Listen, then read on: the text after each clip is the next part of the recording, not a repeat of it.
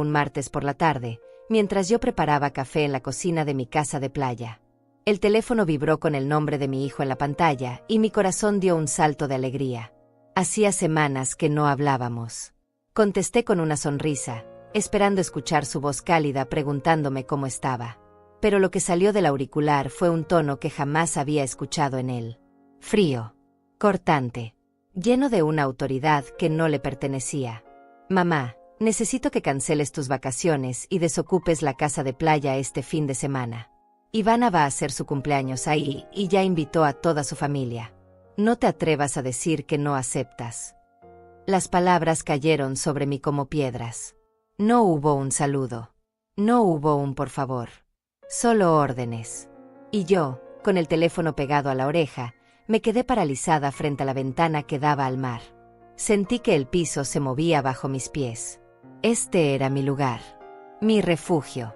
El sitio que había comprado con mis propios ahorros después de años trabajando como secretaria administrativa, ahorrando cada dólar, cada centavo.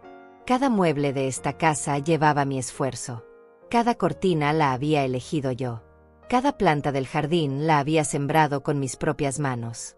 Y ahora mi hijo me llamaba para decirme que lo desocupara. Como si yo fuera una inquilina. Como si mi presencia fuera un inconveniente. Intenté hablar, pero mi voz salió quebrada.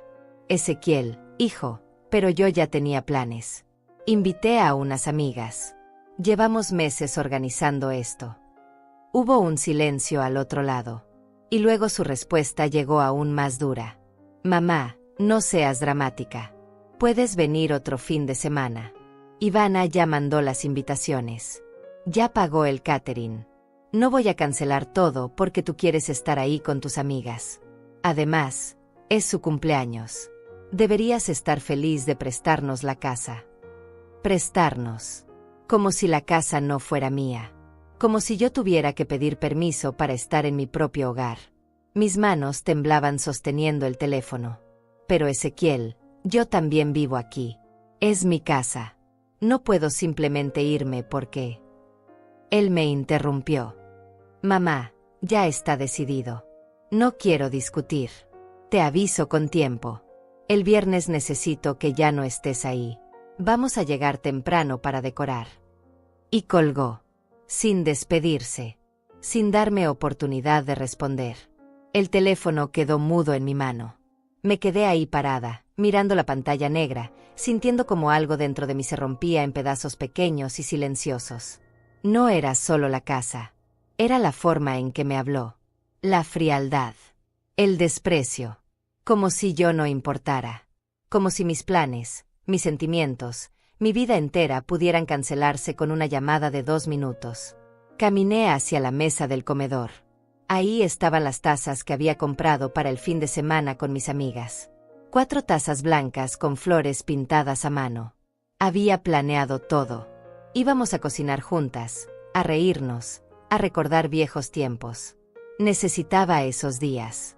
Los necesitaba porque hacía meses que me sentía invisible. Y ahora, mi propio hijo confirmaba esa sensación. Yo era invisible para él. Un obstáculo. Algo que había que quitar del camino. Me senté en la silla y miré alrededor. Esta casa era mi orgullo. La había comprado después de años de sacrificio. Después de criar a Ezequiel sola cuando su padre nos abandonó. Después de trabajar dobles turnos para que no le faltara nada. Para que estudiara. Para que tuviera oportunidades. Y él había crecido bien. O eso creía yo. Se había casado con Ivana hace 3 años. Una mujer elegante, de buena familia. Al principio todo parecía perfecto. Pero poco a poco, algo cambió. Las visitas se volvieron menos frecuentes. Las llamadas más cortas. Y cuando venían, Ivana siempre encontraba algo que criticar. Que si la casa era muy pequeña. Que si los muebles eran anticuados. Que si el vecindario no era lo suficientemente exclusivo. Yo intentaba no tomarlo personal. Pensaba que eran diferencias de gustos. Nada más. Pero esta llamada era diferente. Esta vez no se trataba de gustos. Se trataba de respeto. Y yo acababa de darme cuenta de que mi hijo había dejado de respetarme. Tomé mi teléfono y revisé las redes sociales de Ivana. No sé por qué lo hice. Tal vez buscaba entender. Tal vez buscaba dolerme más. Y ahí estaba. Una publicación de hace 2 días. Una foto del diseño de la invitación para su fiesta de cumpleaños. Celebrando mis 35 años en un paraíso frente al mar. No puedo esperar para compartir este momento especial con ustedes. Había más de 200 likes. Comentarios de sus amigas emocionadas. ¡Qué hermoso lugar! Va a estar increíble. Eres la mejor anfitriona. Mi paraíso. Mi casa. Pero en ningún lado mencionaba que era mi casa. En ningún lado me mencionaba a mí. Era como si la casa existiera sola. Como si yo no existiera. Seguí revisando. Otra publicación. Esta de hace una semana. Una foto de ella y Ezequiel probando pasteles en una repostería elegante. Eligiendo el pastel perfecto para mi celebración en la playa. Hace una semana. Llevaban planeando esto hace una semana. Y recién hoy me avisaban. Recién hoy me daban la orden de irme. No era un olvido. Era intencional. Dejé el teléfono sobre la mesa y cerré los ojos. El sonido de las olas llegaba desde afuera, pero ya no me calmaba. Sentía un peso enorme en el pecho. Una mezcla de tristeza, rabia y algo peor. Vergüenza. Me daba vergüenza admitir que mi propio hijo me trataba así. Me daba vergüenza pensar en llamar a mis amigas para cancelar nuestros planes. ¿Qué les iba a decir? Que mi hijo me corrió de mi propia casa. Que no fui suficiente. Que no importo. Las lágrimas comenzaron a caer sin que pudiera controlarlas. Lloré ahí sentada, en silencio, mirando las tazas que nunca íbamos a usar. Lloré por todos los años que creí que estaba construyendo una familia. Lloré porque me di cuenta de que había estado ciega. De que las señales siempre estuvieron ahí. Y yo las había ignorado. Porque una madre siempre quiere creer lo mejor de sus hijos. Siempre quiere justificar. Siempre quiere pensar que las cosas van a mejorar. Pero esta vez no había justificación posible. Esta vez la verdad era clara y brutal. Mi hijo había dejado de verme como su madre. Ahora yo era solo alguien que tenía algo que él necesitaba. Y cuando lo necesitaba, simplemente lo tomaba. Sin preguntar. Sin agradecer. Sin siquiera fingir que le importaba cómo me sentía. Me limpié las lágrimas con el dorso de la mano. Respiré profundo. Y en ese momento, algo cambió dentro de mí. No fue rabia. No fue un grito interno. Fue algo más silencioso. Más profundo. Fue la certeza de que esto no podía seguir así. De que yo no merecía ser tratada como un mueble viejo que se mueve de lugar cuando estorba. Miré nuevamente la pantalla de mi teléfono. Volví a leer los mensajes. La frialdad de sus palabras. La naturalidad con la que me había dado órdenes. Y me pregunté cuándo había pasado. ¿En qué momento mi hijo se había convertido en esta persona? O tal vez siempre había sido así y yo no quise verlo. Tal vez yo había hecho tanto por él que le enseñé sin querer que podía tomar todo sin dar nada a cambio. Me levanté de la silla y caminé hacia mi habitación. Abrí el armario y saqué una caja vieja que guardaba en el estante superior. Dentro había fotos. Fotos de Ezequiel de niño. De los dos solos, porque su padre nunca estaba. Fotos de su graduación. De su boda. En todas esas fotos yo estaba sonriendo. Siempre sonriendo. Siempre orgullosa. Siempre ahí. Pero mientras las miraba, me di cuenta de algo terrible. En las fotos más recientes, yo ya no estaba. En la boda, yo aparecía solo en las fotos formales. No estaba en las fotos espontáneas. No estaba con el grupo de amigos. No estaba en las fotos divertidas. Estaba apartada. En un rincón. Como un compromiso protocolar. Como alguien que tiene que estar ahí porque es lo correcto, pero que en realidad sobra. Cerré la caja con un nudo en la garganta. No quería seguir mirando. No quería seguir confirmando lo que ya sabía. Que llevaba años siendo borrada. Poco a poco. Fotografía por fotografía. Evento por evento. Y yo no me había dado cuenta. O no había querido darme cuenta. Regresé a la sala y me senté en el sofá. Miré el mar a través de la ventana. Las olas seguían llegando a la orilla, constantes, indiferentes a mi dolor. Y pensé en lo que haría. Podría obedecer. Podría empacar mis cosas, irme el viernes, dejar que Ivana hiciera su fiesta. Podría seguir siendo la madre complaciente, la que nunca dice no, la que siempre cede, la que desaparece cuando es necesario. O podría hacer algo diferente. No sabía qué todavía, pero sabía que algo tenía que cambiar. Porque si dejaba que esto pasara, si dejaba que mi hijo me tratara así sin consecuencias, estaría aceptando que yo no valgo, que mi vida no importa, que mis sentimientos pueden pisotearse. Y yo había vivido 71 años en este mundo. Había sobrevivido a un matrimonio roto. Había criado un hijo sola.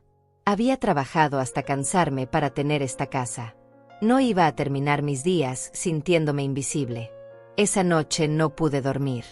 Me quedé en la cama mirando el techo, escuchando el sonido del mar que antes me traía paz y ahora solo amplificaba el silencio de mi soledad. Mi mente comenzó a retroceder en el tiempo, buscando respuestas, buscando el momento exacto en que todo cambió. Y mientras más pensaba, más recuerdos llegaban. Recuerdos que había guardado en algún rincón de mi mente, justificándolos siempre con excusas. Pero ahora, después de esa llamada, todos esos recuerdos cobraban un significado diferente. Ya no eran simples olvidos o malentendidos. Eran un patrón. Una historia de exclusión que yo había negado durante años porque dolía demasiado aceptarla. El primer recuerdo que llegó fue de hace 2 años. Mi cumpleaños número 69. Ezequiel me había llamado esa mañana para felicitarme. Fue una llamada breve, apresurada. Me dijo que pasaría a verme en la tarde. Yo me emocioné tanto que preparé su comida favorita. Hice enchiladas verdes como a él le gustaban. Compré un pastel pequeño pensando que lo compartiríamos. Arreglé la casa. Me puse mi vestido bonito, el celeste que él siempre decía que me quedaba bien. Me maquillé un poco. Quería verme presentable para mi hijo. Pasaron las horas. La tarde se convirtió en noche. Yo miraba el reloj cada 5 minutos. Las enchiladas se enfriaron. El pastel seguía intacto sobre la mesa. A las 9 de la noche recibí un mensaje de texto. Solo un mensaje. Perdón, mamá, surgió algo con el trabajo de Ivana. Te veo pronto. Te quiero. Ni siquiera una llamada. Un mensaje. Como si mi cumpleaños fuera algo que podía posponerse sin importancia. Yo me quedé sentada en esa mesa vacía, mirando la comida que nadie iba a comer. Y recuerdo que lloré. Pero después me sequé las lágrimas y me dije a mí misma que era comprensible, que el trabajo era importante, que Ezequiel tenía responsabilidades, que ya encontraríamos otro momento. Me pasé toda la noche justificándolo. Guardé la comida en el refrigerador. Corté una rebanada de pastel solo para mí y me la comí en silencio, viendo la televisión, fingiendo que no me dolía, fingiendo que estaba bien. Pero no estaba bien. Y lo peor de todo es que ese momento nunca llegó. Ezequiel nunca volvió a mencionar mi cumpleaños. Nunca dijo, vamos a celebrarlo otro día. Simplemente lo dejó pasar. Como si no hubiera pasado nada. Como si yo no hubiera esperado durante horas. Como si mis sentimientos no importaran. Luego vino otro recuerdo. Este de hace 1 año y medio. Era Navidad. Siempre habíamos pasado la Navidad juntos. Era nuestra tradición desde que Ezequiel era niño. Incluso cuando se casó, me prometió que esa tradición nunca cambiaría. Yo preparaba la cena. Poníamos el árbol juntos. Intercambiábamos regalos a medianoche. Pero ese año, 3 días antes de Navidad, Ezequiel me llamó. Me dijo que los padres de Ivana habían organizado una cena familiar muy especial. Que era importante para ella estar ahí. Que yo entendería. Y yo, por supuesto, dije que sí. Que entendía perfectamente. Que no había problema. Que pasáramos la Navidad otro día. Él se escuchó aliviado. Gracias por entender, mamá. Sabía que podía contar contigo. Y colgó. Yo pasé esa Navidad sola. Preparé una cena pequeña solo para mí. Puse el árbol. Compré un regalo para Ezequiel que nunca llegó a recoger. Me senté frente al televisor viendo películas navideñas, tratando de convencerme de que estar sola no era tan malo, que era solo un año, que el próximo sería diferente. Pero el próximo año fue igual.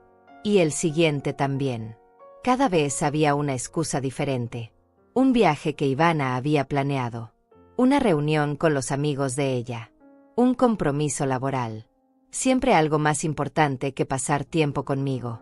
Y yo siempre decía que sí. Siempre entendía. Siempre me hacía a un lado sin protestar. Porque eso es lo que hacen las madres, ¿verdad? Se sacrifican. Comprenden. No causan problemas. No hacen sentir culpables a sus hijos. Pero ahora, acostada en esa cama sin poder dormir, me preguntaba hasta cuándo. Hasta cuándo tenía que seguir sacrificándome. Hasta cuándo tenía que seguir siendo invisible. Otro recuerdo llegó con más fuerza.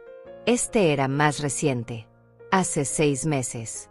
Yo había ido al médico para unos análisis de rutina. Nada grave. Solo los chequeos normales de una mujer de mi edad. Pero mientras esperaba los resultados, me puse nerviosa. Uno siempre piensa lo peor en esos momentos. Llamé a Ezequiel. Necesitaba escuchar su voz. Necesitaba sentir que alguien se preocupaba por mí. Contestó al cuarto timbre. Se escuchaba apresurado. ¿Qué pasa, mamá? Le conté sobre los análisis. Sobre mis nervios. Sobre el miedo que sentía esperando los resultados. Hubo un silencio breve del otro lado. Y luego dijo, mamá, seguro no es nada.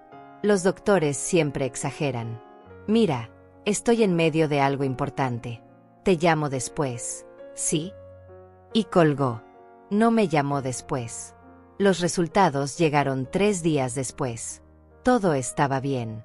Eran solo los achaques normales de la edad. Pero Ezequiel nunca preguntó. Nunca volvió a tocar el tema. Nunca me llamó para saber si estaba bien. Y yo tampoco le dije nada. Porque ya me estaba acostumbrando a que mis cosas no le importaran. Me levanté de la cama y fui a la cocina. Preparé un té de manzanilla tratando de calmar mis pensamientos. Pero los recuerdos seguían llegando como olas implacables. Recordé el día que le conté que había ahorrado suficiente dinero para comprar esta casa de playa. Estaba tan orgullosa.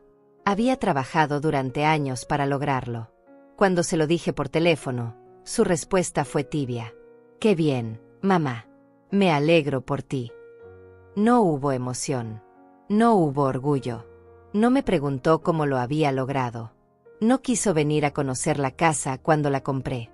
Pasaron meses antes de que él y Ivana vinieran por primera vez. Y cuando llegaron, Ivana caminó por toda la casa con una expresión crítica. «Es pequeña», dijo. «Y un poco antigua. Pero supongo que para ti está bien». Un poco antigua. Como si yo fuera demasiado vieja para merecer algo mejor. Como si mis logros fueran insignificantes comparados con sus estándares. Recordé también las veces que los invité a comer. Yo cocinaba durante horas. Preparaba todo con amor. Ponía la mesa bonita. Me esforzaba para que todo estuviera perfecto. Y ellos llegaban tarde. Siempre tarde. A veces 1 hora. A veces más. Y cuando llegaban, Ivana revisaba su teléfono durante toda la comida. Ezequiel hablaba de su trabajo, de sus proyectos, de sus planes. Pero nunca me preguntaban por mí. Nunca me preguntaban cómo estaba. ¿Qué había hecho durante la semana? Si necesitaba algo. Era como si yo solo existiera para servirles la comida. Para escucharlos. Para estar ahí cuando ellos decidían que era conveniente. Pero mis historias, mis días, mis sentimientos, no tenían espacio en esas conversaciones. Yo era solo el fondo. El decorado. La madre que siempre está ahí pero que nunca es realmente vista. Y luego estaban las redes sociales. Ese mundo digital que yo había aprendido a usar para sentirme cerca de mi hijo. Seguía a Ezequiel y a Ivana en todas las plataformas. Veía sus fotos. Sus viajes. Sus cenas en restaurantes elegantes. Sus reuniones con amigos. Sus celebraciones. Y en ninguna de esas fotos aparecía yo. Ni una sola. Ivana subía fotos con su madre constantemente. Almuerzo con mi mamá hermosa. Mi mamá es mi mejor amiga. agradecida por esta mujer. Fotos con abrazos, con sonrisas, con amor evidente. Pero de mí, nada. Yo no existía en su narrativa digital. Y Ezequiel tampoco me mencionaba. El Día de las Madres del año pasado, Ivana subió un post largo y emotivo dedicado a su mamá. Ezequiel compartió ese post. Pero a mí no me dedicó nada. Ni una llamada. Ni un mensaje. Ni una foto vieja. Nada. Yo lo vi ese día. Vi cómo celebraba a la madre de su esposa mientras a mí me ignoraba por completo. Y me dolió tanto que apagué el teléfono y lloré toda la tarde. Pero yo seguía justificándolo. Me decía a mí misma que tal vez yo era demasiado sensible. Que las redes sociales no significaban nada. Que lo importante era el amor real, no el amor público. Me convencía de que Ezequiel me quería aunque no lo demostrara. Que estaba ocupado. Que la vida moderna era así. Que los hijos se alejan cuando forman sus propias familias, y eso era normal. Me repetía todas esas excusas hasta creerlas. Hasta normalizar el dolor. Hasta aceptar que mi lugar en su vida era cada vez más pequeño. Cada vez más insignificante. Cada vez más invisible. Pero ahora, sentada en la cocina a las 3 de la mañana, tomando ese té que ya se había enfriado, me di cuenta de algo. Me di cuenta de que todas esas justificaciones eran mentiras que yo me contaba para no enfrentar la verdad. La verdad era simple y devastadora. Mi hijo había dejado de amarme. O tal vez nunca me amó de la manera que yo creía. Tal vez para él yo siempre fui solo una obligación. Alguien que le dio la vida y por eso merecía un mínimo de cortesía. Pero no alguien que mereciera su tiempo. Su atención. Su respeto. Su amor verdadero. Las lágrimas volvieron a caer. Pero esta vez no las sequé. Las dejé correr libremente por mis mejillas mientras miraba por la ventana hacia la oscuridad del mar. Y en medio de ese llanto silencioso, sentí algo más que tristeza. Sentí rabia. Una rabia que había estado enterrada durante años bajo capas y capas de paciencia y comprensión. Una rabia contra mí misma por haber permitido todo esto. Por haber sido tan complaciente. Por haber aceptado las migajas de afecto como si fueran suficientes. Por haber enseñado a mi hijo que podía tratarme así sin consecuencias. Porque cada vez que justifiqué su ausencia, cada vez que acepté sus excusas, cada vez que dije no importa cuando sí importaba, le estaba enseñando que yo no valía. Que mi tiempo no valía. Que mis sentimientos no valían. Y él había aprendido la lección perfectamente. Miré el reloj. Eran las 4 de la mañana. El viernes estaba a solo 3 días de distancia. 3 días para decidir qué hacer. 3 días para decidir si seguía siendo la madre invisible que obedece sin cuestionar, o si finalmente hacía algo diferente. No sabía qué exactamente. No tenía un plan. Pero sabía que algo dentro de mí había cambiado esa noche.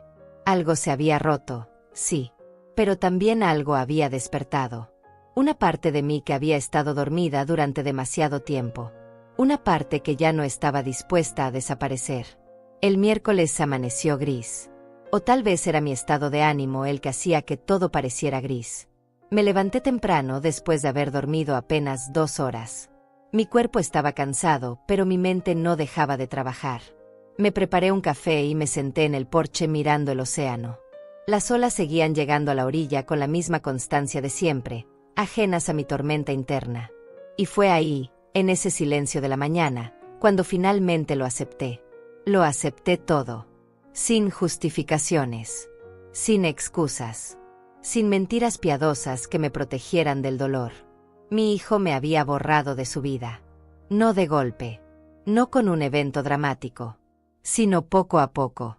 Con cada promesa rota. Con cada ausencia. Con cada vez que eligió algo o alguien más importante que yo. Con cada momento en que me hizo sentir que era una carga. Un inconveniente. Algo que había que tolerar pero no celebrar. Y lo peor de todo era que yo lo había permitido. Había sido cómplice de mi propia desaparición. Porque tenía tanto miedo de perderlo que acepté cualquier cosa. Me conformé con las migajas. Me convencí de que era suficiente. Que así era el amor de madre. Incondicional. Silencioso. Sacrificado. Pero ahora entendía que había una diferencia entre amor incondicional y permitir el maltrato. Y yo había cruzado esa línea hace mucho tiempo. Tomé mi teléfono y volví a leer el mensaje que Ezequiel me había enviado después de la llamada. Recuerda, mamá, el viernes antes del mediodía. Necesitamos la casa lista. Ni siquiera había preguntado si yo estaba bien. Si había cancelado mis planes. ¿Qué había sentido al recibir esa orden? Nada. Solo una instrucción más. Como si yo fuera un empleado. Como si esta no fuera mi casa, mi vida, mi espacio. Respiré profundo y dejé el teléfono a un lado. Ya no quería seguir mirándolo. Ya no quería seguir buscando señales de que me equivocaba. Porque no me equivocaba. La verdad estaba clara como el agua. Y por primera vez en años, decidí no huir de ella. Me levanté y entré a la casa. Caminé por cada habitación mirándola con nuevos ojos. Esta casa representaba todo lo que yo había logrado sola. Sin ayuda. Sin un hombre que me sostuviera. Sin herencias ni regalos. Solo mi trabajo. Mi esfuerzo. Mi constancia. Había ahorrado durante 15 años para comprarla. 15 años guardando cada dólar que podía. Comiendo simple. Vistiéndome con lo básico. Negándome pequeños lujos. Todo para tener este lugar. Un lugar que fuera mío. Donde pudiera descansar. Donde pudiera sentirme en paz. Y ahora mi hijo quería quitármelo como si nada. Como si mi sacrificio no valiera. Como si mis años de esfuerzo fueran insignificantes comparados con el capricho de su esposa. Fui hasta mi habitación y me senté en la cama.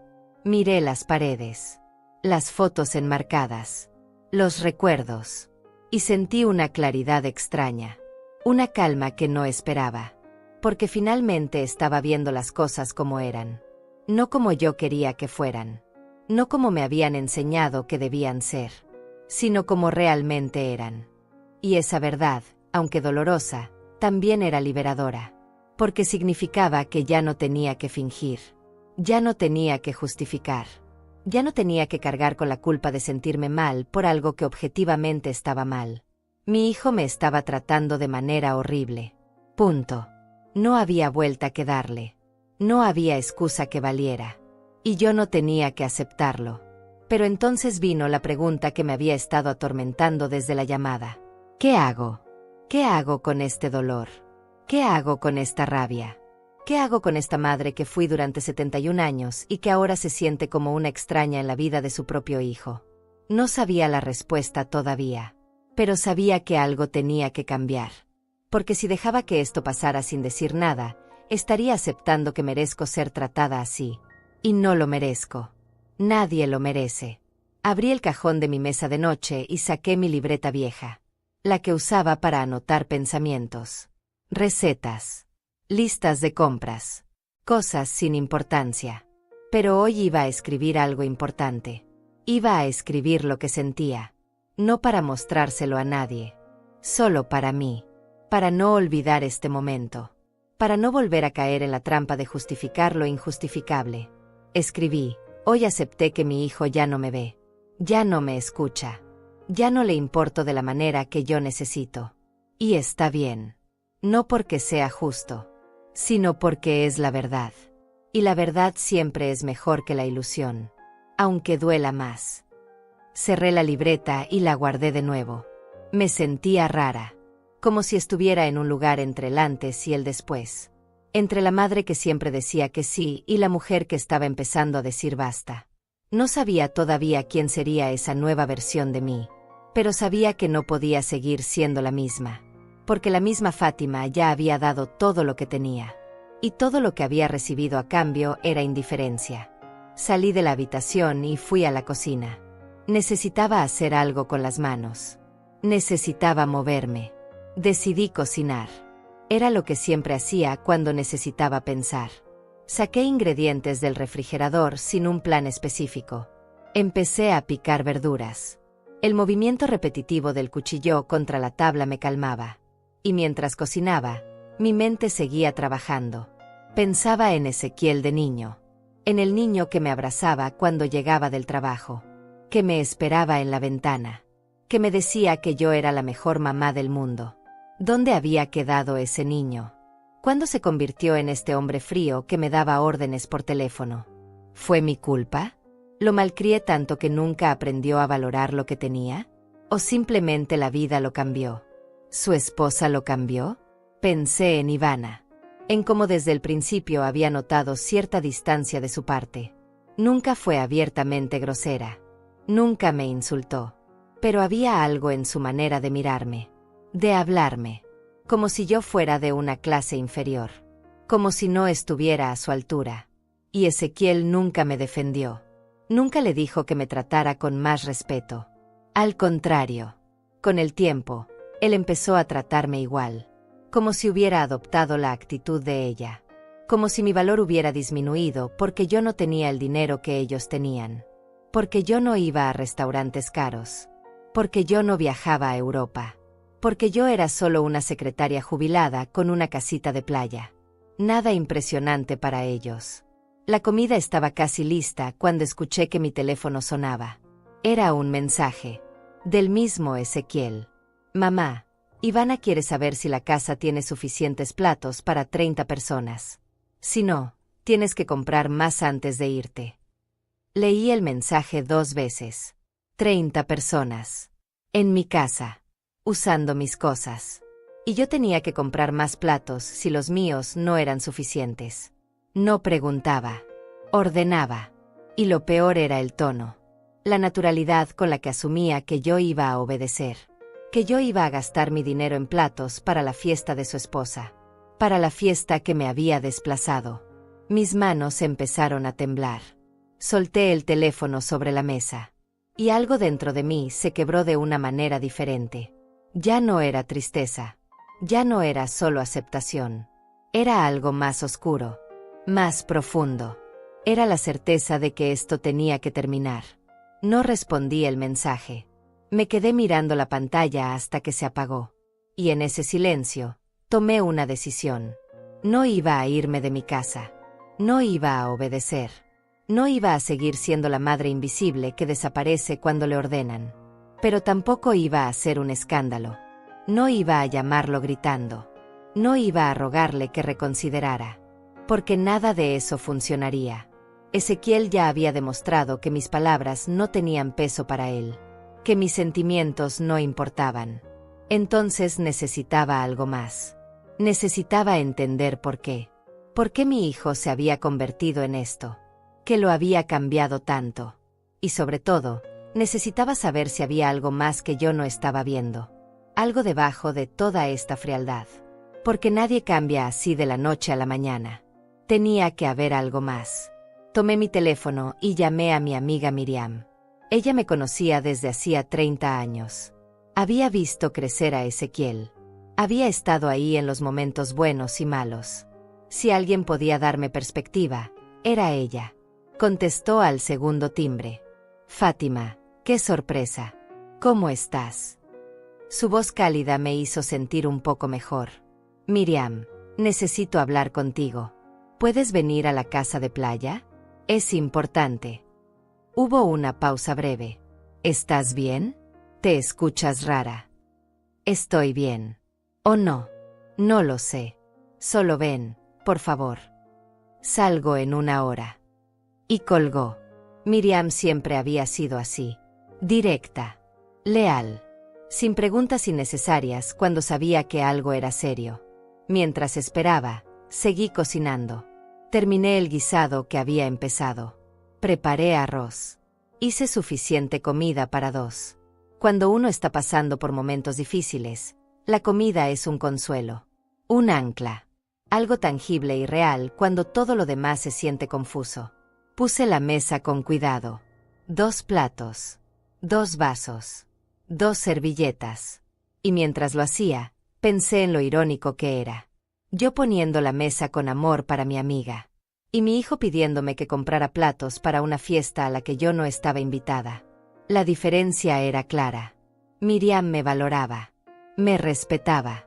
Me veía. Y Ezequiel no. Miriam llegó poco después del mediodía. Entró con su energía de siempre, pero su rostro cambió cuando me vio. Ay, Fátima. ¿Qué pasó?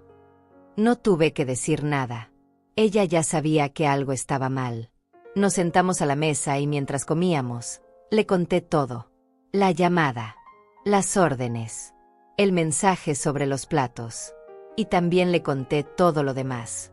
Los cumpleaños olvidados, las navidades solas, las exclusiones, los silencios, todo lo que había estado guardando, todo lo que había estado justificando.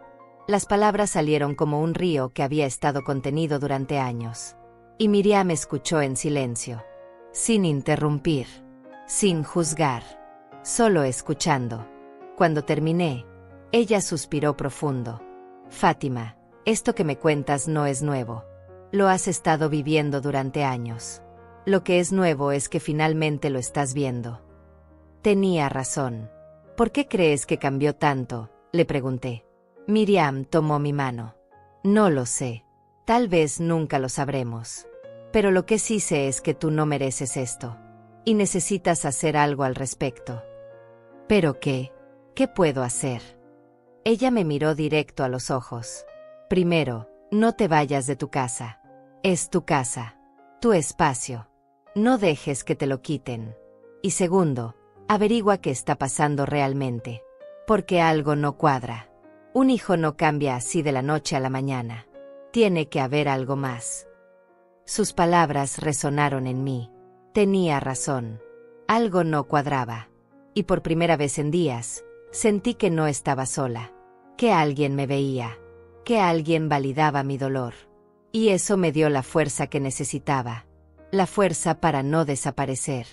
La fuerza para quedarme. La fuerza para buscar respuestas.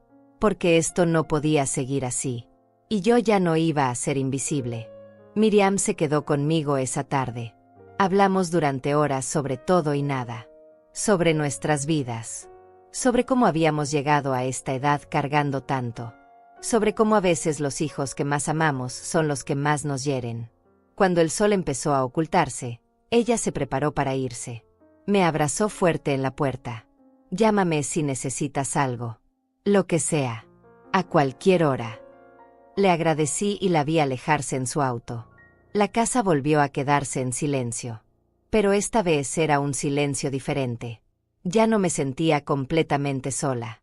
Entré y me serví un vaso de agua. Estaba en la cocina cuando escuché que alguien tocaba la puerta. Miré el reloj. Eran casi las 7 de la tarde. No esperaba a nadie. Por un momento pensé que tal vez Miriam había olvidado algo. Caminé hacia la puerta y la abrí. Del otro lado había un hombre que no conocía. Tendría unos 50 años. Vestía de manera sencilla pero pulcra. Pantalón oscuro y camisa clara. Tenía el cabello canoso y una expresión seria en el rostro. «¿Señora Fátima Chávez?», preguntó con voz tranquila pero firme. Asentí con cautela. «Sí, soy yo». «¿Quién es usted?». El hombre sacó una identificación de su bolsillo y me la mostró. «Mi nombre es Damián Melcar. Soy investigador privado. Necesito hablar con usted sobre su hijo Ezequiel». Mi corazón dio un vuelco. ¿Investigador privado? ¿Qué tenía que ver Ezequiel con un investigador? ¿Qué pasa? ¿Le pasó algo a mi hijo? Mi voz salió temblorosa. Damián negó con la cabeza. «No se alarme. Su hijo está bien físicamente. Pero hay algo que usted necesita saber. ¿Puedo pasar?». Dudé por un momento. Era un extraño. Pero algo en su manera de hablar me hizo confiar. O tal vez era que en el fondo yo sabía que necesitaba escuchar lo que tenía que decirme. Abrí la puerta completamente. «Adelante». Nos sentamos en la sala. Damián rechazó mi ofrecimiento de café. Fue directo al punto. «Señora Chávez, he estado investigando a su hijo durante las últimas 3 semanas. Fui contratado por la familia de una mujer llamada Samara Rocha. ¿Le suena ese nombre?». Negué con la cabeza. Nunca había escuchado ese nombre. Samara es una mujer de 32 años. Vive en la ciudad, a unas 2 horas de aquí. Y según lo que he descubierto, ella y su hijo Ezequiel han tenido una relación durante los últimos 2 años. Las palabras cayeron sobre mí como un balde de agua helada. ¿Relación? Pero Ezequiel está casado con Ivana. Damián asintió. Lo sé. Y Samara también lo sabía. Pero eso no es todo. Sacó de su portafolio una carpeta. La abrió y me mostró fotografías. Ezequiel entrando a un departamento. Ezequiel con una mujer joven de cabello largo. Ezequiel abrazando a esa misma mujer. Fechas, horas, lugares. Todo documentado. Ezequiel le ha estado dando dinero a Samara regularmente. Más de $2,000 al mes. Le prometió que dejaría a su esposa. Que se casaría con ella. Pero hace 3 meses, Samara descubrió que estaba embarazada. Cuando se lo dijo a Ezequiel, él desapareció. Dejó de contestar sus llamadas. Dejó de enviar dinero. Cambió su número de teléfono. La abandonó completamente. No podía respirar. Las palabras de Damián sonaban lejanas, como si vinieran de otro mundo. ¿Embarazada? Repetí. Sí. Samara está embarazada de 5 meses. Y está desesperada. No tiene dinero. No tiene apoyo. Su familia me contrató para encontrar a Ezequiel y obligarlo a asumir su responsabilidad. Damián me miró con algo que parecía compasión. Pero mientras investigaba, descubrí algo más. Algo que creo que usted debe saber. Ezequiel y su esposa Ivana están planeando vender una propiedad. Una casa de playa. Esta casa. Me mostró otro documento. Un contrato preliminar de venta. Mi nombre no aparecía en ningún lado. Solo los nombres de Ezequiel y un comprador potencial. El precio, $180,000. Eso es imposible, dije con voz quebrada. Esta casa está a mi nombre. Ezequiel no puede venderla. Damián sacó más papeles. Según estos documentos que obtuve, su hijo registró una escritura falsa hace 6 meses. Usó su firma falsificada. Legalmente, en estos documentos fraudulentos, él aparece como dueño único de la propiedad. Y ya tiene un comprador. La venta estaba programada para cerrarse la próxima semana. El mundo se detuvo. Todo cobró sentido de golpe. Por eso me había ordenado salir de la casa. Por eso el apuro. Por eso la fiesta de Ivana era tan importante. No era una fiesta. Era una excusa para sacarme de aquí. Para tomar posesión de la casa antes de venderla. Mi hijo me está robando, susurré. Las palabras salieron solas, crudas, devastadoras. Damián asintió con tristeza. Así es. Y cuando me enteré de esto mientras investigaba el caso de Samara, supe que tenía que venir a decírselo. Usted es la víctima aquí tanto como Samara. Su hijo no solo está huyendo de sus responsabilidades con ella, también está cometiendo fraude contra usted. Me quedé inmóvil. No podía procesar todo. La traición. El engaño. La frialdad calculada de todo esto. Mi hijo no solo me había excluido emocionalmente. Me había estado robando. Planeando quitarme lo único que realmente tenía. Mi casa. Mi refugio. El resultado de años de sacrificio. ¿Qué puedo hacer?, pregunté finalmente. Mi voz sonaba débil, rota. Damián cerró la carpeta. Puede denunciarlo. Tiene pruebas suficientes. Los documentos falsos. Mi investigación. Todo esto es fraude. Podría ir a la cárcel. La palabra cárcel resonó en mi cabeza. Mi hijo. En la cárcel. Por mi culpa. Pero no por mi culpa. Por su propia culpa. Por sus propias decisiones. Necesito tiempo para pensar, dije. Damián se puso de pie. Lo entiendo. Pero no tiene mucho tiempo. La venta está programada para el próximo miércoles. Si no hace algo antes, perderá su casa. Me entregó una tarjeta con su número. Llámeme cuando decida qué hacer. Tengo todas las pruebas que necesita. Y estoy dispuesto a testificar. Cuando Damián se fue, me quedé sentada en esa sala durante horas. Sin moverme. Sin llorar. Sin sentir nada más que un vacío enorme. Mi hijo. El niño que había criado. El hombre en quien había confiado ciegamente. Me había traicionado de la manera más cruel posible. No solo me había apartado emocionalmente. Me había estado robando activamente. Había falsificado mi firma. Había creado documentos fraudulentos. Había planeado venderme mi propia casa y dejarme sin nada. Y todo mientras me daba órdenes. Mientras me trataba como si yo fuera un inconveniente. Como si yo no importara. La oscuridad llenó la casa. No encendí las luces. Me quedé ahí sentada en la penumbra, mirando el mar a través de la ventana.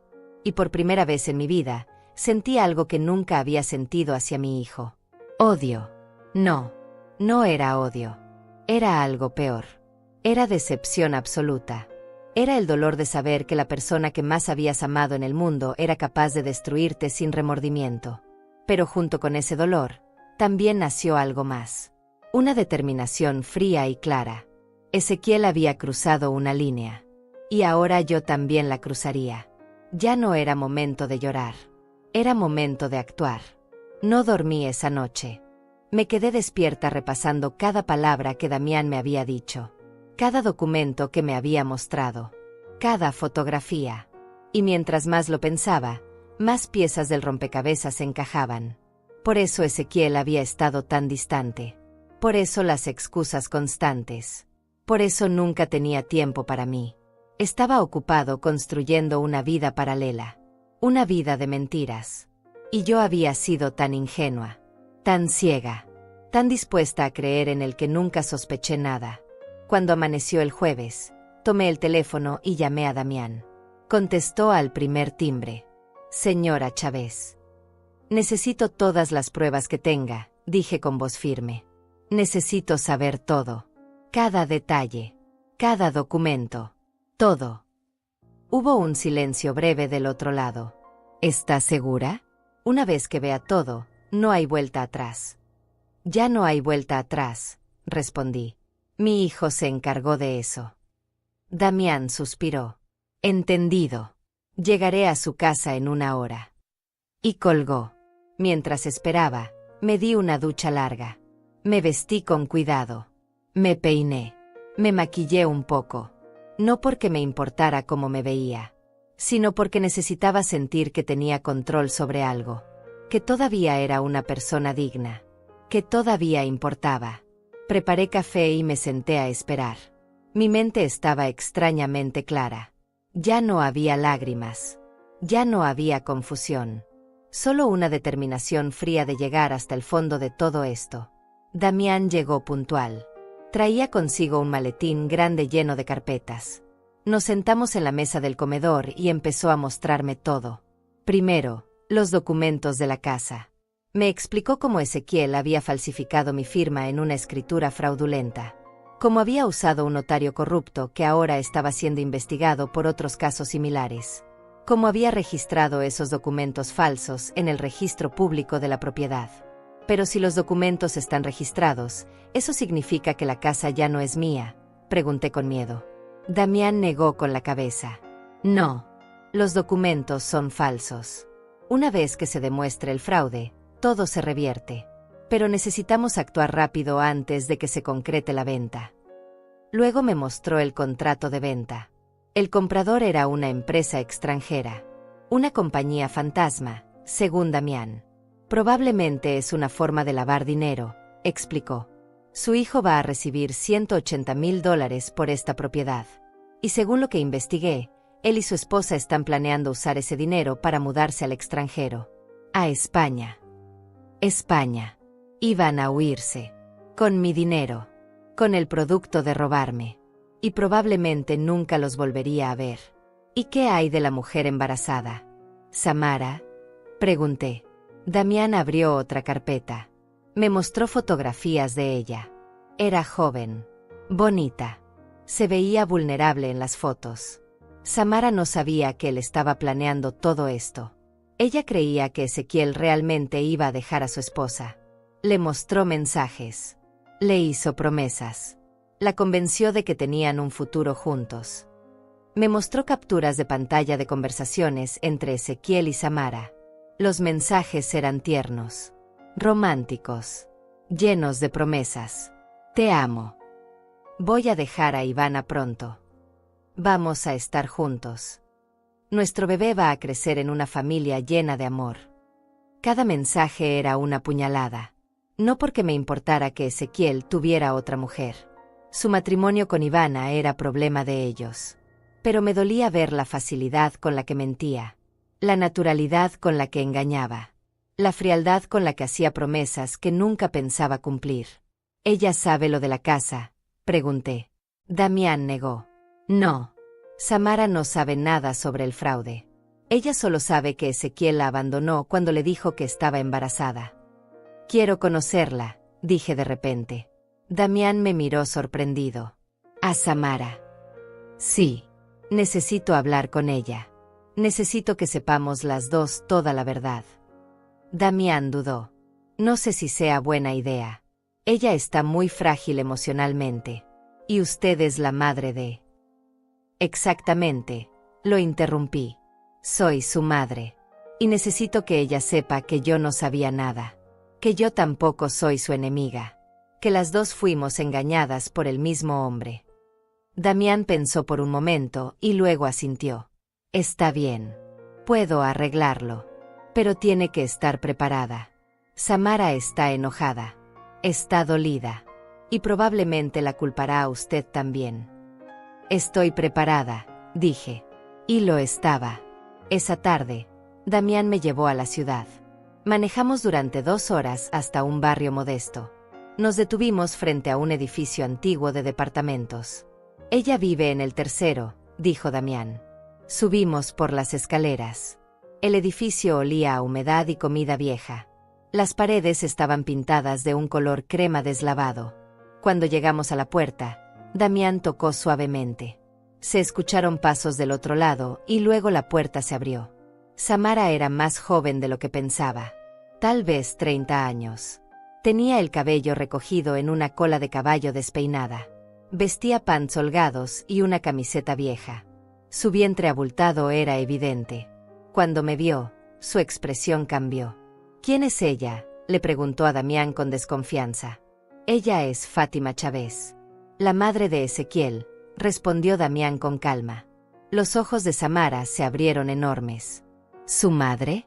¿Para qué está aquí? Su voz temblaba entre rabia y miedo. Di un paso adelante. Vine porque necesito que sepas la verdad. Y necesito saber la verdad yo también. Samara me miró con lágrimas en los ojos. ¿La verdad? La verdad es que su hijo me mintió. Me usó. Y ahora me dejó sola con esto. Señaló su vientre. Lo sé, dije con voz suave. Y lo siento mucho. Pero necesitas saber que él también me mintió a mí. Que yo tampoco sabía nada de ti. Y que él está planeando robarse mi casa para huir del país contigo y con su esposa. Samara parpadeó confundida. ¿Huir del país? ¿De qué hablas? Damián intervino. ¿Podemos pasar? Hay mucho que explicar. Samara dudó, pero finalmente se hizo a un lado. Entramos al pequeño departamento. Era simple pero limpio. Nos sentamos en un sofá viejo y Damián empezó a explicarle todo. Le mostró los documentos. El fraude. Los planes de venta. Los planes de mudarse a España. Con cada palabra, el rostro de Samara palidecía más. No puede ser, susurraba. No puede ser verdad. Pero era verdad. Y ella lo sabía. Igual que yo lo había sabido cuando Damián me lo contó. Él me dijo que nos íbamos a casar, dijo Samara con voz rota. Me dijo que ya había hablado con abogados para divorciarse de Ivana. Que solo era cuestión de tiempo. Que en cuanto se resolviera todo, nos íbamos a ir juntos a algún lugar nuevo. Que íbamos a empezar una vida los tres. Él, yo y nuestro bebé.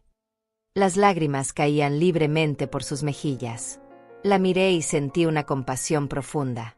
No era su enemiga. Era otra víctima. Otra mujer engañada por mi hijo. ¿Cuándo fue la última vez que hablaste con él?, le pregunté. Hace 3 meses. Justo después de que le dije que estaba embarazada. Ese mismo día dejó de contestarme. Bloqueó mi número. Desapareció. Me acerqué a ella y tomé su mano.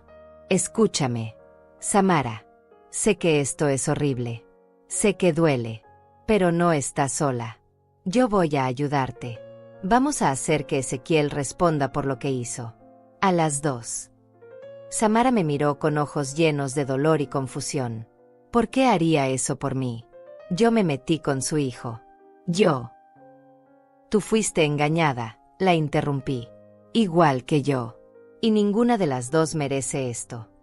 Damián sacó más documentos. Necesitamos que ambas trabajen juntas.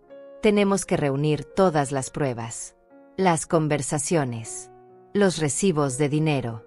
Los mensajes. Todo. Y necesitamos actuar antes del miércoles. Samara asintió lentamente. Haré lo que sea necesario. Y yo también. Pasamos el resto de ese jueves organizando todo. Damián, Samara y yo nos convertimos en un equipo silencioso unido por el mismo objetivo, exponer la verdad. Samara me mostró todos los mensajes que Ezequiel le había enviado durante esos 2 años.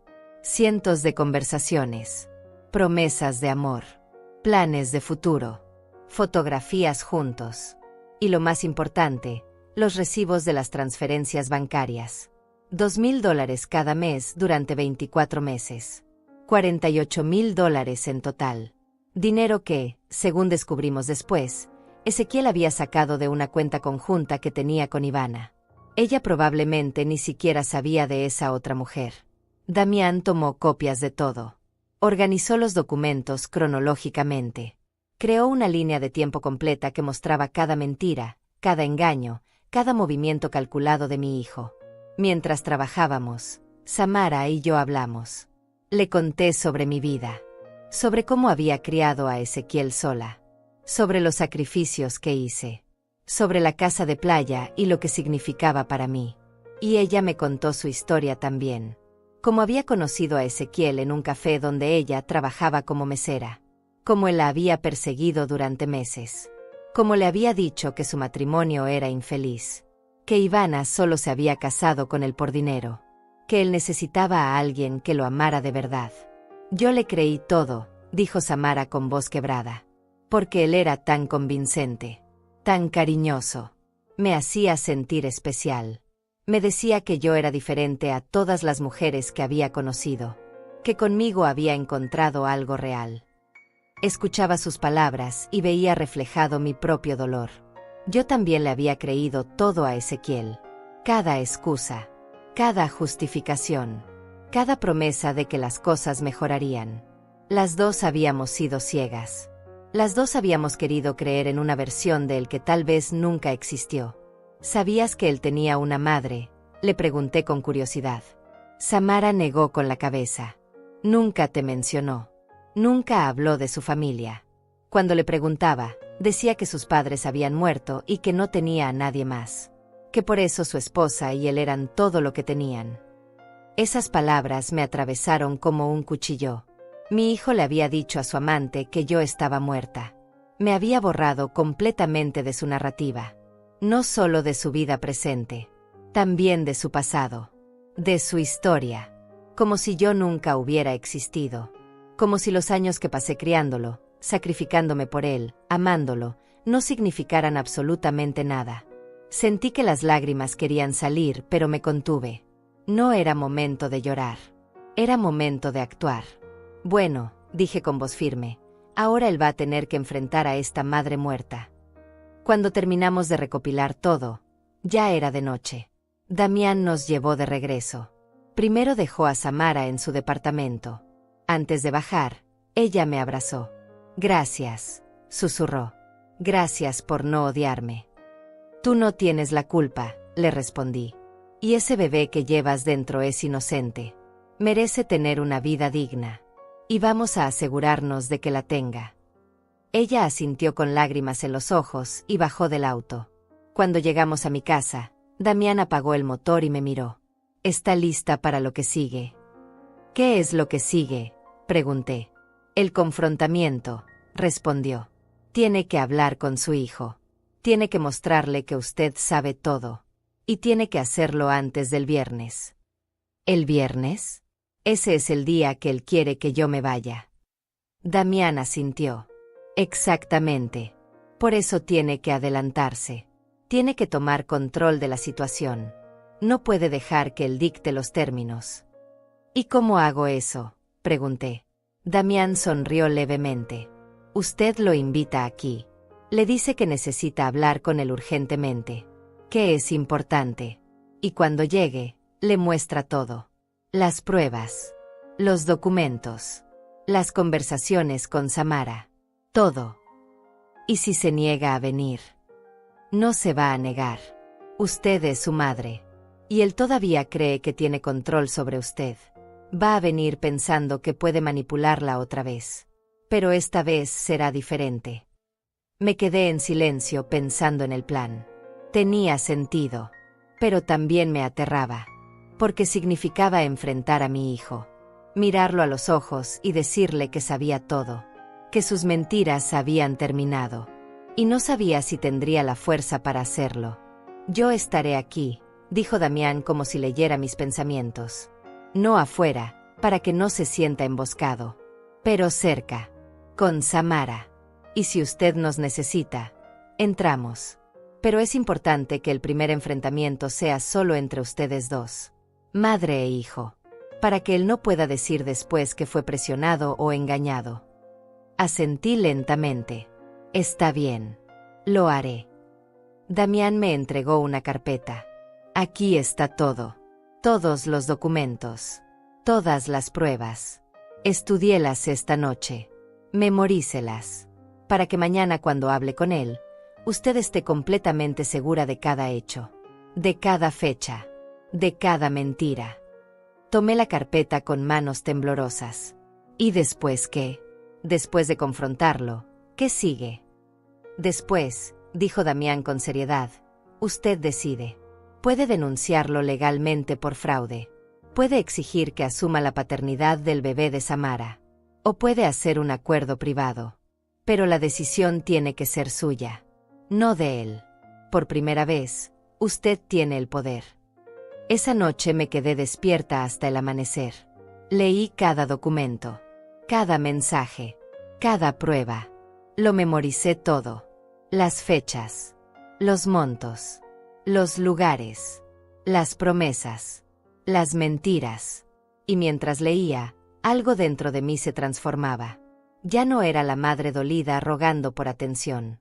Ya no era la mujer invisible que aceptaba migajas de amor. Era alguien diferente. Alguien más fuerte. Alguien que había sido empujada al límite y ahora estaba lista para empujar de vuelta. El viernes amaneció claro y brillante. El día que se suponía que yo debía irme de mi casa. El día que mi hijo esperaba tomar posesión de mi propiedad. Pero ese día sería diferente. Ese día todo cambiaría. Me levanté temprano. Me di una ducha. Me vestí con mi mejor ropa.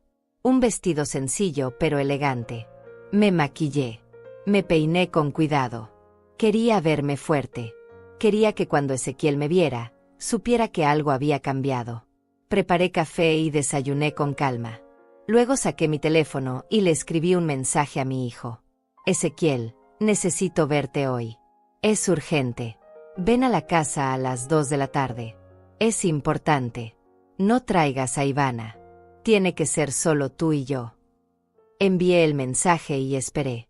La respuesta llegó 10 minutos después. Mamá, hoy es imposible. Tengo que preparar todo para mañana. Ya te dije que necesitamos la casa. Respiré profundo y escribí de nuevo. No es una petición, Ezequiel. Es una orden. A las 2. Aquí.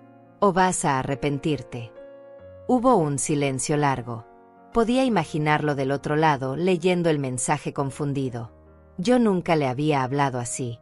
Nunca le había dado órdenes. Nunca lo había amenazado. Finalmente respondió. Está bien. Ahí estaré. Llamé a Damián. Va a venir a las 2. Perfecto, dijo él.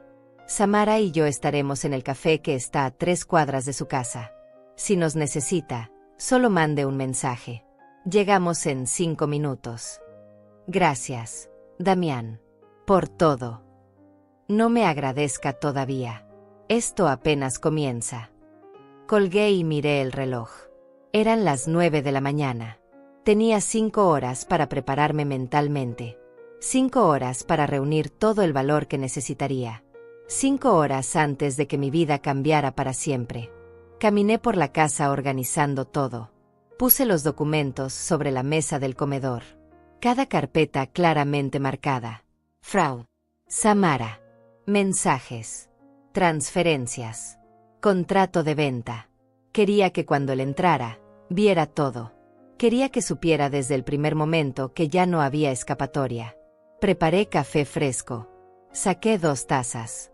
No porque quisiera ser hospitalaria, sino porque quería que todo pareciera normal al principio. Quería que él se sintiera cómodo, que bajara la guardia. Y entonces, solo entonces, revelaría todo.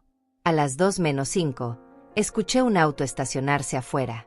Mi corazón empezó a latir más rápido. Respiré profundo. Me paré frente al espejo del pasillo y me miré. Vi a una mujer de 71 años. Con arrugas. Con canas. Con el cansancio de una vida difícil marcado en su rostro. Pero también vi algo más. Vi fuerza. Vi dignidad. Vi a alguien que ya no iba a ser invisible. Alguien que ya no iba a callar. Alguien que estaba lista para la verdad. Escuché sus pasos acercándose a la puerta. Y esperé. Ezequiel tocó la puerta con suavidad. 2 toques breves. Impacientes. Abrí despacio y ahí estaba mi hijo. Vestía ropa casual pero cara. Pantalón beige y camisa blanca. Su cabello perfectamente peinado. Su rostro mostraba molestia apenas contenida. Mamá, esto tiene que ser rápido. Tengo 1000 cosas que hacer. Ni siquiera me saludó con un beso. Ni siquiera preguntó cómo estaba. Solo prisa. Solo impaciencia. Pasa, dije con voz tranquila. Demasiado tranquila. Él entró y caminó directo a la sala. Se detuvo en seco cuando vio la mesa del comedor llena de carpetas organizadas. ¿Qué es todo esto?, preguntó girando hacia mí. Su rostro mostraba confusión. Todavía no entendía. Todavía creía que tenía control. Cerré la puerta con seguro. El sonido del pestillo pareció alertarlo. Siéntate, Ezequiel, dije señalando la silla frente a la mesa. No quiero sentarme. Dime qué pasa. Siéntate, repetí. Esta vez mi voz era firme, autoritaria. El parpadeo sorprendido. Pero obedeció. Se sentó lentamente sin quitarme los ojos de encima. Yo me senté frente a él. Entre nosotros, todas las pruebas de sus mentiras. Todo el dolor que me había causado documentado en papel. Voy a hacerte una pregunta. Empecé con calma. Y quiero que me respondas con la verdad. ¿Por qué me pediste que desocupara esta casa? Ezequiel suspiró con impaciencia. Ya te lo dije. Ivana va a hacer su cumpleaños aquí. Necesitamos espacio. Necesitamos privacidad. Mentira, dije con voz cortante. Tomé la primera carpeta y la abrí. Saqué el contrato de venta y lo puse frente a él. La verdad es que planeabas venderme mi propia casa. Esta casa que yo compré con mi dinero. Con mis años de trabajo. Con mis sacrificios. Vi cómo su rostro palidecía. Cómo sus ojos se movían rápidamente leyendo el documento. ¿De dónde sacaste esto?, preguntó con voz tensa. No importa de dónde lo saqué, respondí. Lo importante es que es real. Y que sé todo. Saqué los documentos fraudulentos. Las escrituras falsas con mi firma falsificada. Cometiste fraude, Ezequiel. Falsificaste mi firma. Creaste documentos falsos. Registraste esta propiedad a tu nombre sin mi consentimiento. Todo para robarme. Ezequiel se puso de pie bruscamente. Esto es ridículo. No sé quién te metió estas ideas en la cabeza, pero...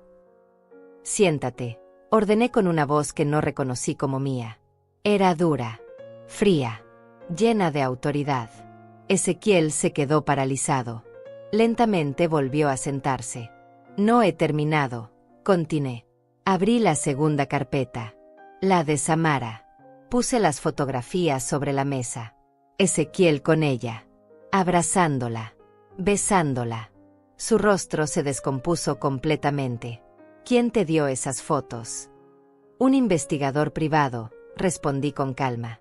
Contratado por la familia de Samara Rocha. La mujer con la que has estado teniendo una relación durante 2 años.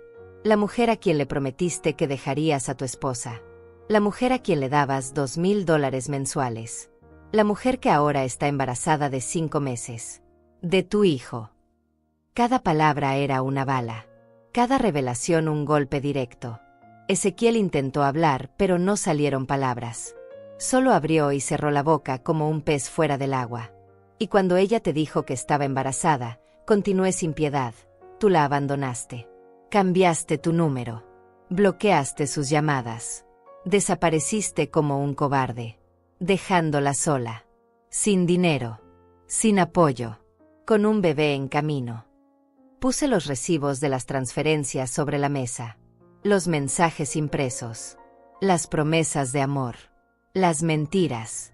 Todo esto es tuyo, Ezequiel. Cada mensaje. Cada promesa. Cada mentira que le dijiste a esa pobre mujer. Ezequiel finalmente encontró su voz. Mamá, yo puedo explicar. No.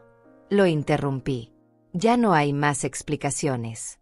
Ya no hay más excusas. Solo hay hechos. Y el hecho es que mi hijo es un mentiroso. Un ladrón. Un manipulador. Y un cobarde. Las lágrimas empezaron a brotar de mis ojos, pero mi voz no tembló. Le dijiste a Samara que yo estaba muerta. Que no tenías familia. Me borraste de tu vida completamente. Y mientras tanto me llamabas dándome órdenes. Tratándome como si fuera basura. Como si no valiera nada. Ezequiel bajó la mirada. No podía sostener mis ojos. ¿Sabes cuánto me dolió descubrir todo esto? Continué. No solo que me estabas robando. No solo que tenías otra mujer. Sino darme cuenta de que durante años me has estado mintiendo. Excluyéndome. Haciéndome sentir invisible. Y yo lo justificaba todo. Porque eres mi hijo. Porque te amo. Porque creí que tú me amabas a mí.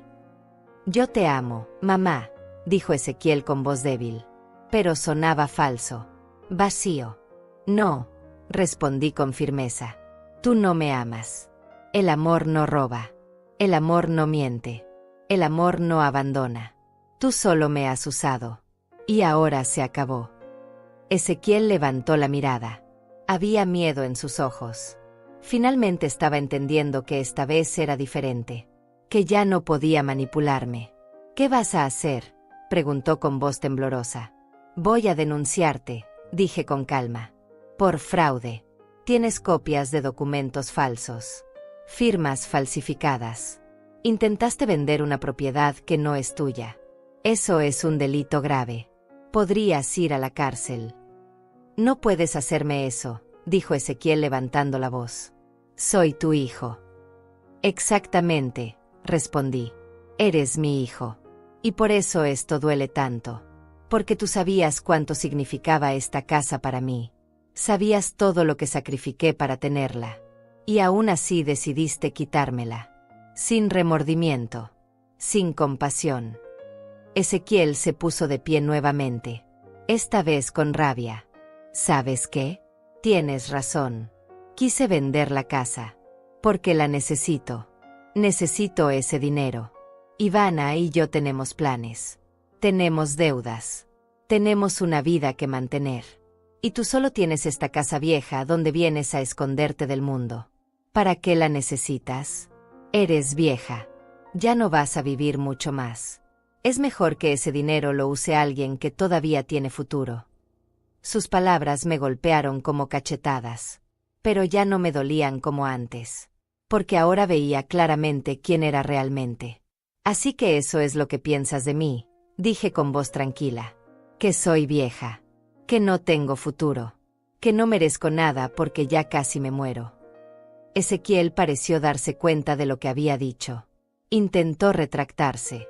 No, mamá, yo no quise decir. Si quisiste, lo interrumpí. Y sabes qué es lo más triste. Que yo te di todo. Todo lo que tenía. Todo lo que era. Y tú lo tomaste como si fuera tu derecho. Como si yo te debiera algo. Pero ya no más. Tomé mi teléfono y escribí un mensaje rápido. Ya pueden venir. Ezequiel me miró confundido. ¿A quién le escribiste? No respondí.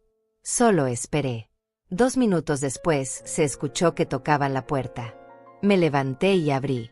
Ahí estaban Damián y Samara. Cuando Ezequiel vio a Samara, todo el color desapareció de su rostro. Se puso de pie bruscamente. ¿Qué hace ella aquí? Samara entró con Damián detrás de ella. Sus ojos estaban rojos de llorar, pero su expresión era de determinación. Vine a que me mires a la cara, dijo Samara con voz temblorosa pero firme. Vine a que veas lo que me hiciste. Ezequiel retrocedió. Samara, yo puedo explicar. No hay nada que explicar, dijo ella. Me usaste. Me mentiste. Y cuando te dije que estaba embarazada de tu hijo, me abandonaste como si nunca hubiera significado nada. Se llevó la mano al vientre. Este bebé es tuyo. Y vas a tener que hacerte responsable. Ezequiel miró alrededor buscando una salida. Pero no había ninguna. Estaba acorralado.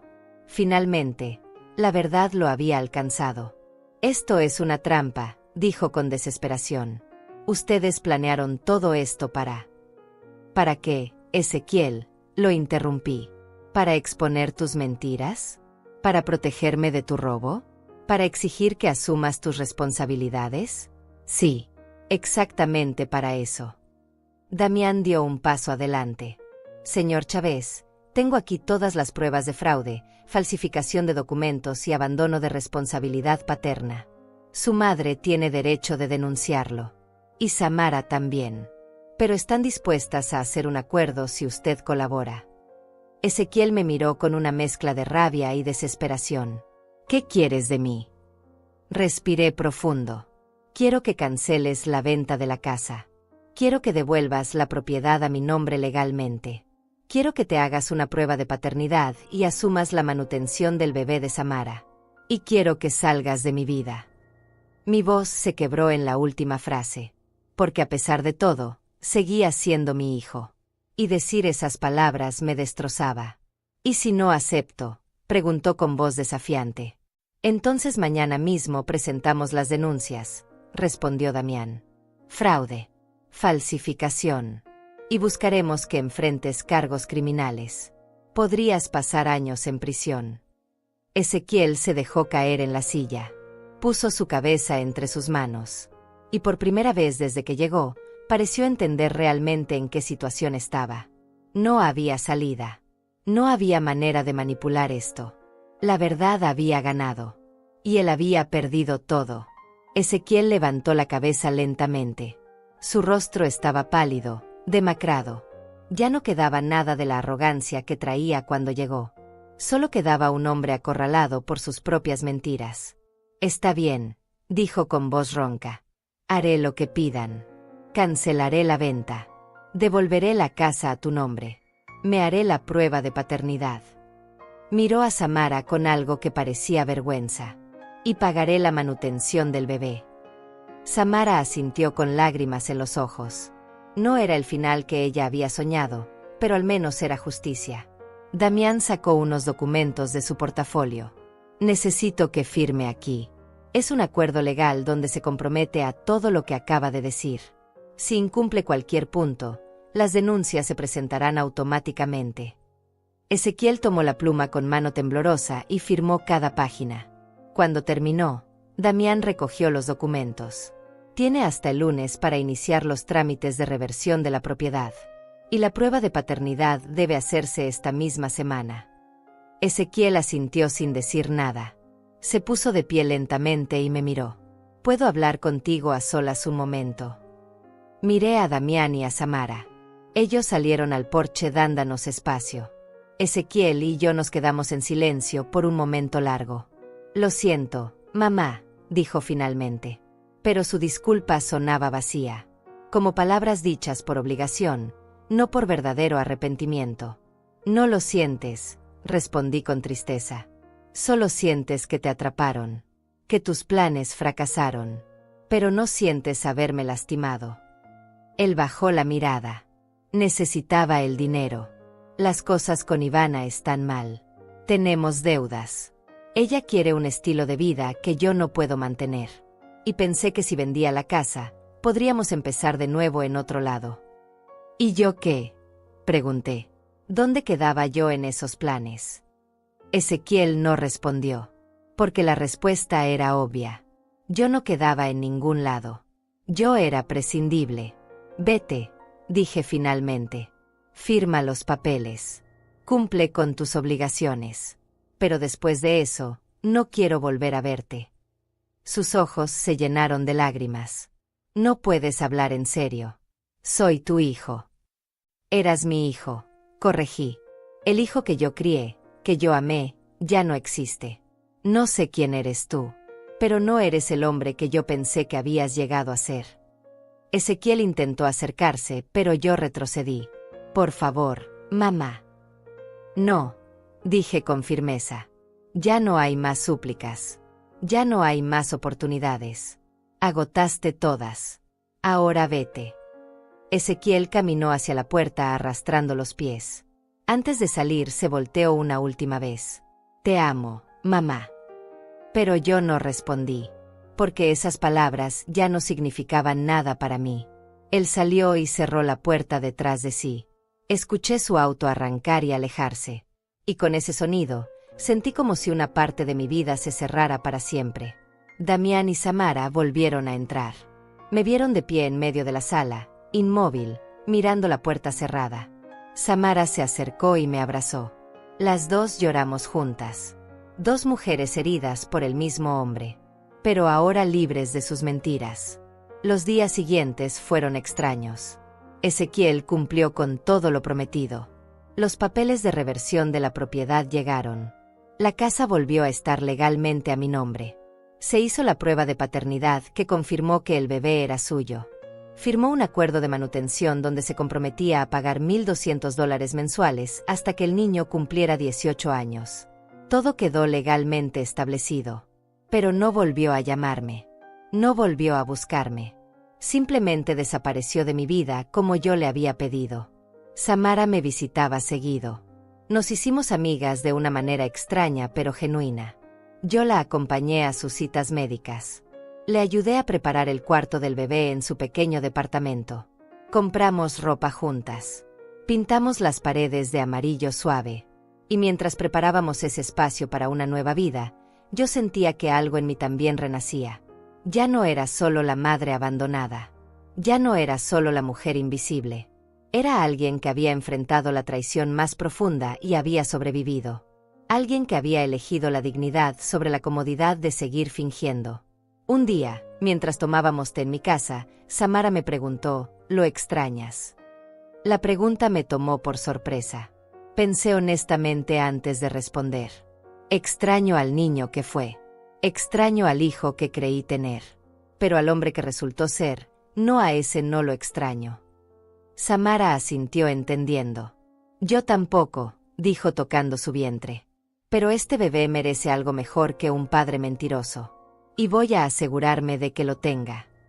Y yo te voy a ayudar, prometí. Y lo decía en serio. Mis amigas, las que había cancelado para ese fin de semana que nunca sucedió, finalmente vinieron a visitarme. Les conté todo.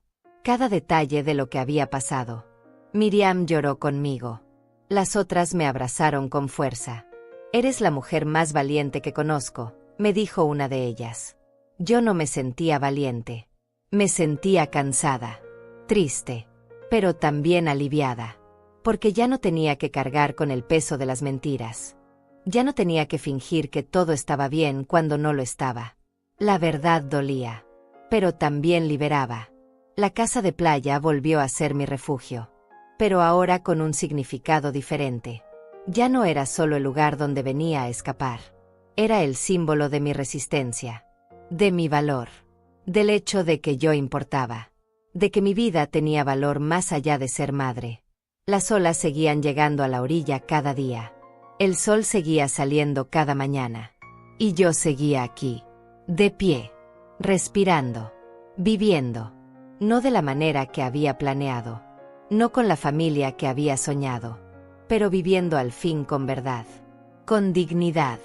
y con la certeza de que ya nadie volvería a hacerme invisible. Samara dio a luz 3 meses después. Un niño hermoso y sano al que llamó Mateo. Yo estuve ahí en el hospital cuando nació.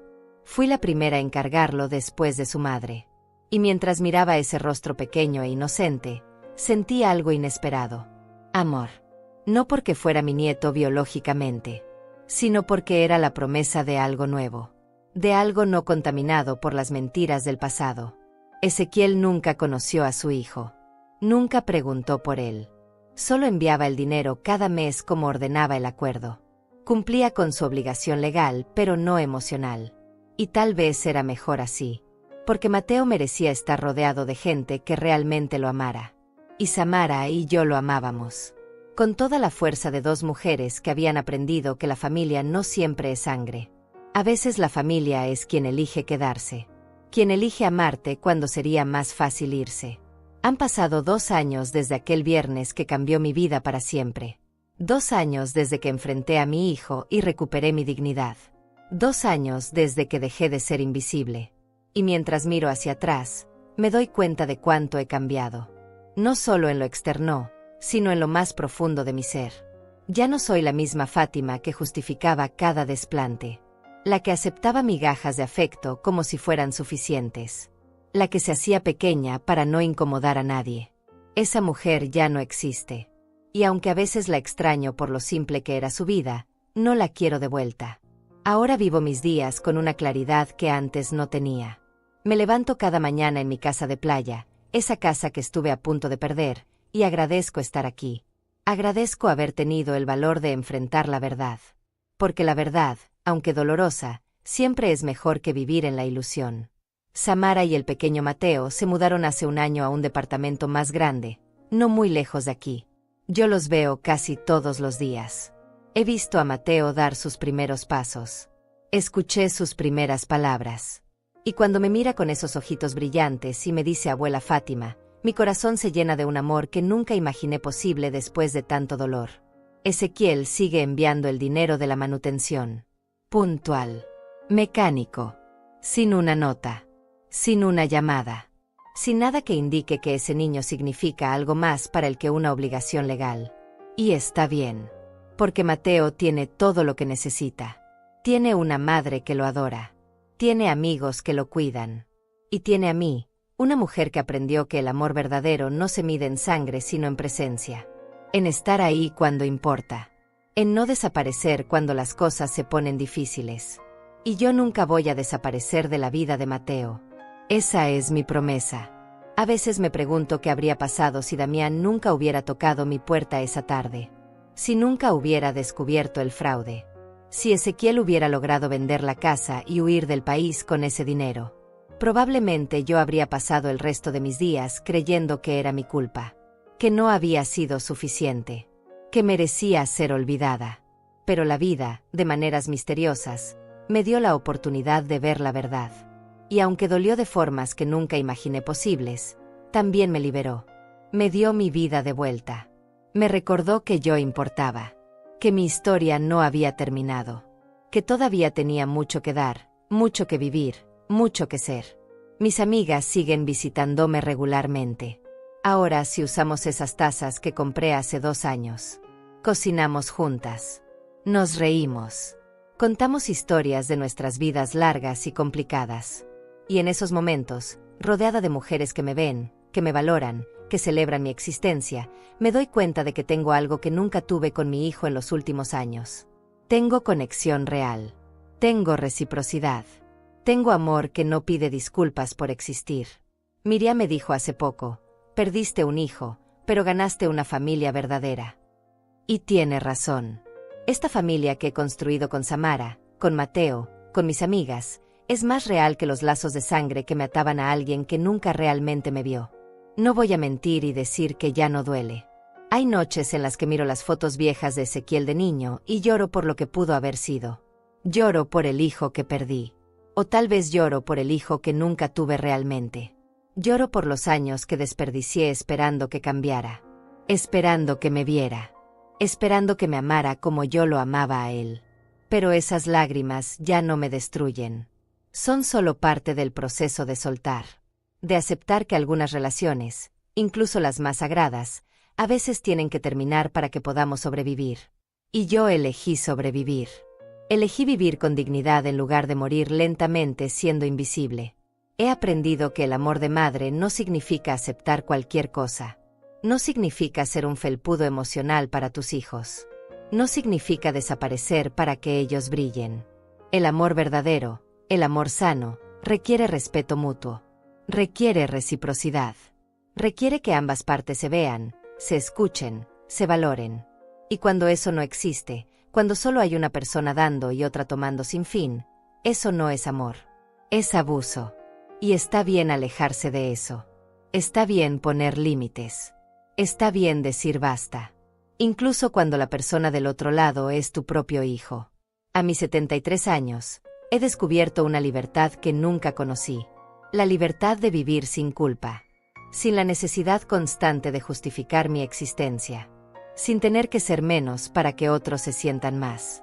Ahora ocupo espacio sin pedir permiso. Hablo sin miedo a molestar. Digo no sin dar explicaciones largas. Y cuando alguien intenta hacerme sentir pequeña, me acuerdo de aquella tarde en que enfrenté a mi hijo. Me acuerdo de la fuerza que encontré cuando no creía tenerla. Y me sostengo en esa versión de mí. En la Fátima que decidió que valía. Que decidió que su vida importaba. Que decidió que ya era suficiente de ser invisible. Esta casa de playa sigue siendo mi refugio. Pero ahora también es un lugar de celebración. Aquí Samara y yo organizamos el primer cumpleaños de Mateo. Aquí mis amigas y yo celebramos nuestras vidas largas y hermosas. Aquí he llorado, sí, pero también he sanado. Cada rincón de esta casa tiene ahora recuerdos nuevos. Recuerdos que no están manchados por el abandono y el desprecio. Recuerdos de risas genuinas. De abrazos sinceros. De amor que no pide nada a cambio excepto ser correspondido. Y eso es más valioso que cualquier cosa que Ezequiel pudiera haberme dado. Si pudiera hablarle a la mujer que era hace 2 años, a esa Fátima que lloraba en la cocina después de esa llamada terrible, le diría, vas a estar bien. Va a doler más de lo que imaginas. Vas a descubrir cosas que te romperán el corazón. Vas a tener que tomar decisiones que nunca pensaste que tendrías que tomar. Pero del otro lado de ese dolor, hay vida. Hay libertad. Hay una versión de ti misma que es más fuerte, más clara, más completa de lo que jamás fuiste. Y esa mujer, esa Fátima que nacerá del dolor, vale cada lágrima. Vale cada noche sin dormir. Vale cada momento de incertidumbre. Porque esa mujer ya no vivirá arrodillada rogando por amor. Esa mujer vivirá de pie, con la cabeza en alto, sabiendo exactamente cuánto vale. Y ahora, mientras el sol se pone sobre el océano pintando el cielo de naranjas y rosas, mientras escucho las olas que siempre han estado aquí siendo mi testigo silencioso, me hago una pregunta. Una pregunta que quiero compartir contigo, quien sea que estés leyendo o escuchando esta historia. ¿Alguna vez has sentido que intentaron borrarte de tu propia historia? ¿Alguna vez has sido invisible en tu propia vida? ¿Alguna vez has aceptado menos de lo que mereces porque tenías miedo de quedarte sola? Si tu respuesta es sí, quiero que sepas algo. Quiero que sepas que no estás sola. Que tu dolor es válido. Que tu historia importa. Y que nunca, nunca es demasiado tarde para recuperar tu vida. Para decir basta. Para exigir el respeto que mereces. Para recordar que tú también importas. No permitas que nadie te haga sentir que eres demasiado vieja, demasiado insignificante, demasiado cualquier cosa para merecer dignidad. No permitas que te convenzan de que debes agradecer las migajas. No permitas que te borren. Porque tú eres la protagonista de tu propia historia. Y ninguna historia vale la pena si la protagonista es invisible. Yo tardé 71 años en aprenderlo. Pero lo aprendí. Y ahora vivo cada día recordándolo. Recordando que soy suficiente. Que siempre lo fui. Que siempre lo seré. Esta es mi historia. La historia de cómo me perdí y cómo me encontré. La historia de cómo mi hijo intentó borrarme y cómo yo me negué a desaparecer. La historia de cómo el peor día de mi vida se convirtió en el inicio de mi verdadera libertad. Y si hay algo que quiero que te lleves de todo esto, es esto: nunca es demasiado tarde. Nunca eres demasiado vieja. Nunca es demasiado difícil. Siempre, siempre puedes elegir verte. Elegir valorarte. Elegir vivir con la dignidad que mereces.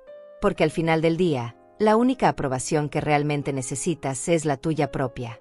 Y una vez que la tienes, nadie puede quitártela. Nadie puede hacerte invisible. Porque tú ya te ves. Y eso lo cambia todo. ¿Y tú, ya te ves? ¿O todavía estás esperando que alguien más te diga que vales? Piénsalo. Y si descubres que has estado invisible, tal vez es momento de hacer lo que yo hice. Tal vez es momento de decir basta. De exigir tu lugar. De recordar que tu historia también importa. Porque importa. Créeme. Importa.